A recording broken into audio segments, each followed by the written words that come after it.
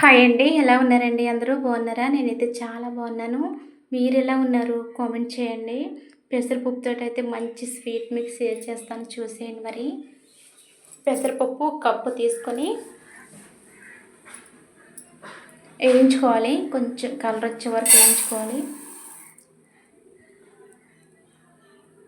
ఒక sister comment చేశారు, అక్క నువ్వు ఏ యాప్ ఎడిటింగ్ చేస్తున్నావని.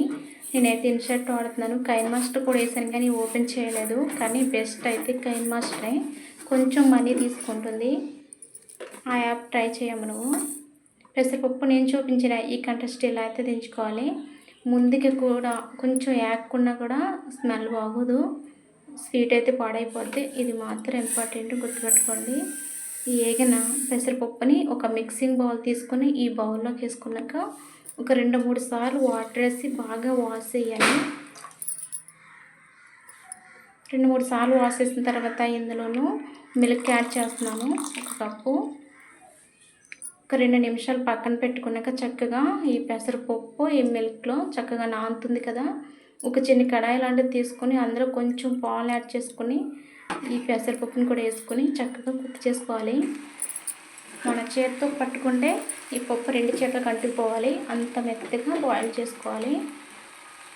ఒక మిక్సీ జార్ తీసుకొని ఈ మిక్సీ జార్లోకి ఈ పెసరపప్పుని యాడ్ చేసుకొని మిల్క్ కూడా యాడ్ చేసుకొని మిక్సీ పట్టుకోవాలి. చాలా మెత్తగా పట్టాలండి మిక్సీ. మనం ఏది కూడా మిషన్ స్వీట్ పాడైపోద్ది. నేను చూపించాను చూడండి. చక్కగా ఈ పెసరపప్పు ఇంత బాగా మెత్తగా అయితే మనం పట్టుకోవాలి. ఈ మిక్సీ పట్టుకున్న ఈ పేస్ట్ని ఒక మిక్సింగ్ బౌల్ తీసుకుని ఆ బౌల్లోకి వేసుకోవాలి. అలాగే రైస్ ఫ్లోర్ అండి. 1 కప్పు పెసరపప్పు తీసుకున్నాను కదా, 2 కప్పుల రైస్ ఫ్లోర్ తీసుకున్నాను. అది చిన్న కప్పుతోటి. ఈ రైస్ ఫ్లోర్ ఎక్కువైనా కూడా స్వీటు మనకి చుట్టేటప్పుడు పోతుందండి. అలా కాకుండా ఇలాగే తీసుకోవాలి. నేను చెప్పిన కొలతలోనే తీసుకుంటే ఈ స్వీట్ బాగా వస్తుంది. ఈ రైస్ ఫ్లోర్ కూడా వేసిన తర్వాత ఒకసారి బాగా కలుపుకోవాలి.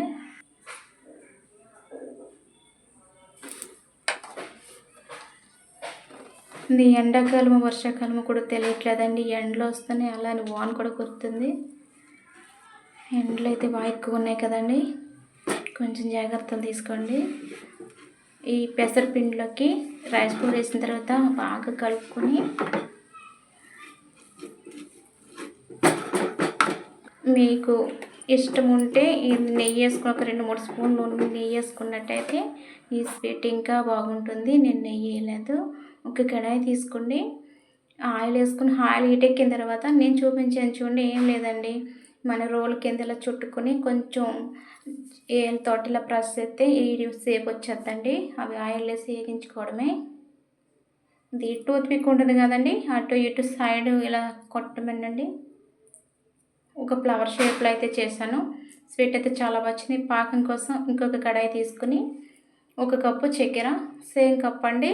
మనం పెసరపప్పు కూడా కప్పు తీసుకున్నాం కాబట్టి కప్పు చక్కెర వేసుకొని కొద్దిగా వాటర్ వేసుకొని కొంచెం పాకం వస్తే సరిపోద్ది. మనం వేళ్ళతో ఇలా ప్రెస్ చేస్తుంటే ఏళ్ళకి అంటుకుంటుంది కదా, ఆ తీగ పాకం సరిపోద్దండి.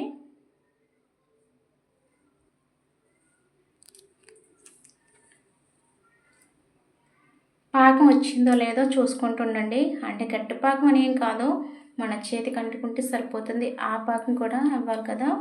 అలా వచ్చిన తర్వాత ఇలాచీ పౌడరు ఒక 1/2 స్పూన్ వేసుకొని మనం అలా కలుపుతూనే ఉండాలి.